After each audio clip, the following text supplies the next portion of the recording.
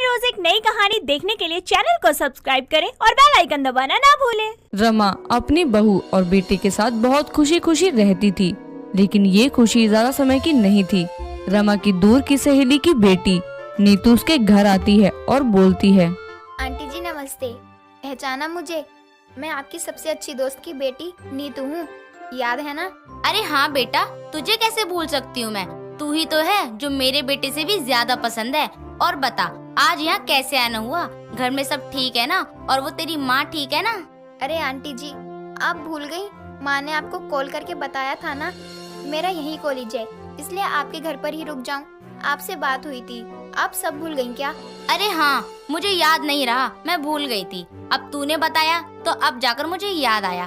तूने बताया नहीं, तेरे घर में तो सब ठीक है ना? और तेरी माँ ठीक है ना?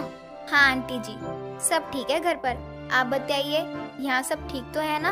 और मैं यहाँ आ गई हूँ तो किसी को परेशानी तो नहीं है ना घर में? अगर आपको कोई परेशानी है तो बता दो। हाँ परेशानी तो है, लेकिन तेरे यहाँ रहने से नहीं, बल्कि तेरी ये सब बातें सुनकर हो रही हैं। तू मेरी सबसे अच्छी सहेली की बेटी है, मतलब मेरी भी बेटी हुई ना, तो क्या परेशानी होगी मुझे? दोनों बात ही कर रहे होते हैं कि इतने में रमा का बेटा प्रेम भी वहाँ आ जाता है और बोलता है, अरे माँ, ये नीतू है ना? मैं इसे बचपन में मिला था, लेकिन अभी तक याद है।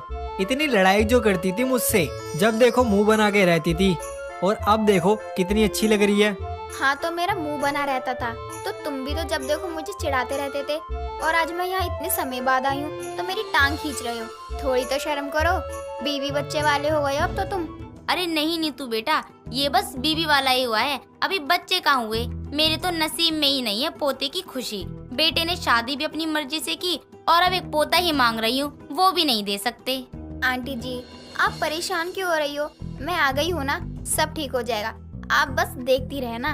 हाँ बेटा, उम्मीद तो यही है कि तू आई है तो सब ठीक हो। अब भी वही छोटी छोटी बातों पर रो जाती हो, या अब कुछ जाकर बड़ी हुई हो? हो यार, अब चुप हो जाओ। अब क्या ऐसे ही मेरी बेइज्जती करते रहोगे? मुझे तुमसे बात ही नहीं करनी। मैं जो इतने समय से चाहती थी कि मेरी पसंद की बहू आए, वो तो हुआ नहीं, लेकिन नीतू को देखकर ऐसा लग रहा है मुझे नीतू जैसी ही बहू चाहिए थी। काश जो अब तक नहीं हुआ वो अब हो जाए। मेरे लिए तो इससे ज्यादा खुशी की बात और कोई हो ही नहीं सकती। रमा नीतू को देखकर बहुत खुश हो जाती है और मन ही मन नीतू और प्रेम की शादी करने की बात सोचने लगती है।